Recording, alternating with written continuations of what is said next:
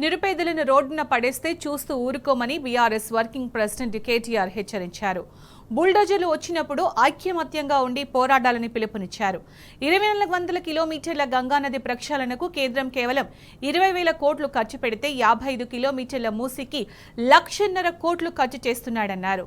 మూసీ ప్రక్షాళనకు మేము ప్రతిపాదనలు చేస్తే నిరుపేదలకు నష్టం చేయొద్దని కేసీఆర్ వద్దన్నారని గుర్తు చేశారు. గరీబులకు 2,500 ఇస్తాను, అది ఈమని అడుగుతున్నారు. మాకు బతుకమ్మ చీరకు కేసీఆర్ ఉన్నప్పుడు చీర పెడుతుండే, నువ్వు 2 చీరలు పెట్టి నేను కాదన్నాడు ఎవడన్నా. రంజాన్కు కేసీఆర్ ఉన్నప్పుడు తోఫా వస్తుండే గరీబులకు, ఇప్పుడు అది కూడా దిక్కులేదు. క్రిస్మస్కు కానుక వస్తుండే, అది దిక్కులేదు.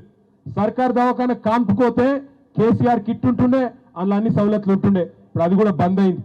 బతుకమ్మ చీరలు వచ్చినాయని అడుగుతుండే సీననా. ఇదివరకు మంచిగానే ఉన్నాయి, చీరలు బాగాలేకుండేనా? బాగానే ఉండేనా? ఇప్పుడు సీరియల్ లేదు, రైకలేదా? రేవంత్ రెడ్డిని నమ్ముకుంటే 5 పోతాయి. ఆయన గంటలు లంగవాడు. నేను మిమ్మల్ని అడిగేది ఒక్కటే, గరీబులకు పని చేయమని గద్దెనెక్కిస్తే గద్దెలెక్క అయ్యాల గరీబుల ఇల్లు కూడా కొడతా, నేను మిమ్మల్ని ఖతం చేస్తా, మిమ్మల్ని రోడ్డు మీద వాడేస్తా అంటే చూసుకుంటా ఊకునేందుకు మేము ఇవ్వాలని కూడా సిద్ధంగా లేము. మీతో పాటు భుజం కలిపి మేమే ఇక్కడికి వచ్చి అడ్డుకుంటామనే మాట కూడా నేను విజ్ఞప్తి చేస్తా ఉన్నా. దయచేసి మీరు ఐకమత్యంగా ఉండండి. మీరు వాట్సాప్ గ్రూపులు పెట్టుకోండి. ఇక మా తమ్ముళ్ళు చాలా మంది ఇట్లా ఫోన్లు పట్టుకొని ఉంటారు, ఆడబోతాడా అన్నా సెల్ఫీ అంటారు. అరే సెల్ఫీలు మళ్ళీ దిగుదాం కానీ ముందు వాట్సాప్ గ్రూపులు కట్టుండ్రి. గ్రూపులు కట్టి ఒక్కళ్ళింటి మీదకి వస్తే ఒక బటన్ ఒత్తితే అందరు ఊరుకొచ్చేటట్టు మంచిగా తయారు కానీ ఎక్కడో అక్కడ. ఎందుకంటే ఎప్పుడు వస్తారో ఎరికే, నాకెరికే మీకెరికే.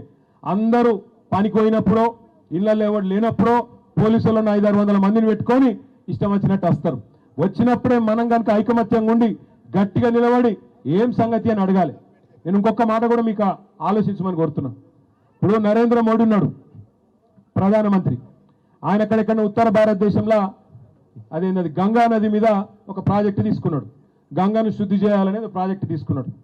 2,400 కిలోమీటర్ల పొడవు ఆ ప్రాజెక్టు. 2,400 కిలోమీటర్ల పొడవు మీద నమామి గంగా అనే ప్రాజెక్టు తీసుకున్నాడు. దానికి మోడీ సర్కార్ ఇప్పటిదాకా ఖర్చు పెట్టింది 20,000 కోట్లు. 20,000 కోట్లు 2,400 కిలోమీటర్లు. కానీ రేవంత్ రెడ్డి ఎంత గొప్పోడు ఎరికేనా? మూసి మొత్తం ప్రాజెక్టు 55 కిలోమీటర్లట. ఏడ ఆడికెళ్ళి మంచిరేవుల కాడికెళ్ళి ఇక్కడ కింద నాగోల్ దాకా, ప్రతాప సింగారం దాకా. 2,400 కిలోమీటర్ల గంగకేమో 20,000 కోట్లట.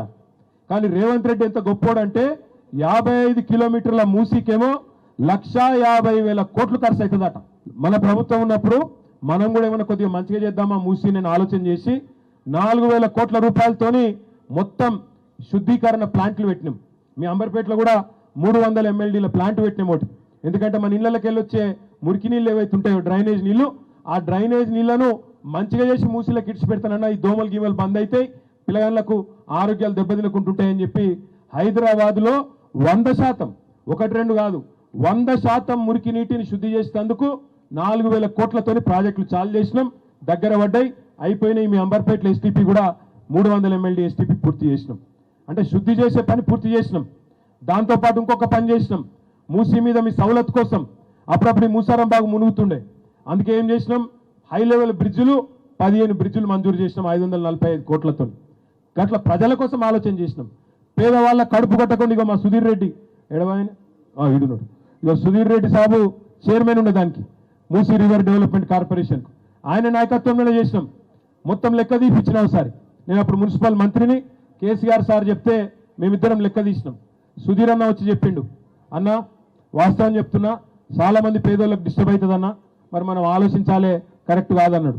నువ్వు నేను అనుకున్నాడు కాదు, కేసీఆర్ సార్ దగ్గరికి పోదాంపా అని చెప్పి ఇద్దరం పోయినాం. సార్ దగ్గర పోయి పెట్టినాం లెక్క. సార్కి ఇట్లున్నది, మరి మీరు అన్నట్టు ఏదో చేయబోదామంటే మాత్రం చాలా మంది గరీబులు బాగా దెబ్బతినేటట్టున్నారు, ఏం చేద్దామంటే సార్ ఒకటే చెప్పిండు, ఇక అది పక్కకు పెట్టురు మీరు, ఎందుకంటే చేయగలిగితే ఏమైనా పేదోళ్ళకి మంచి చేయాలి కానీ మనం అనవసరంగా వాళ్ళ నాగం చేయొద్దు, వాళ్ళ బతుకులు రోడ్డు మీద పడేయద్దు, దయచేసి ఆ పని పక్కకు పెట్టండి అని చెప్తే ఇద్దరం అన్ని డిజైన్లు గీపించినాం, అన్ని పెట్టినాం 2020 నాటికే. కానీ పక్కకు పెట్టినాం, ఎందుకంటే గరీబులకు నష్టం అవుతుందంటే వద్దు అన్నాడు కేసీఆర్ అని చెప్పి పక్కకు పెట్టినాం. ఇలా రేవంత్ రెడ్డి 100 రోజులు 6 గ్యారంటీలు అని చెప్పి 420 హామీలు ఇచ్చిండు. అవన్నీ మర్చిపోయిండు, అటక మీద పెట్టిండు. ఇందిరమ్మ రాజ్యం అన్నాడు, ఇంకోటి అన్నాడు. రాగానే 1,50,000 కోట్ల దుకాణం మొదలు పెట్టిండు. అసలు నాకు తెలియక అడుగుతా, మా ప్రభుత్వం ఉన్నప్పుడు ఇదే ప్రాజెక్టుకు మేము లెక్కగట్టింది 16,000 కోట్లలో అయిపోతుందని లెక్కగట్టినాం. మరి ఇలా ఎగ్దం 10 రెట్లు ఎట్లా పెరిగింది? సమాధానం చెప్పేటోడు లేడు.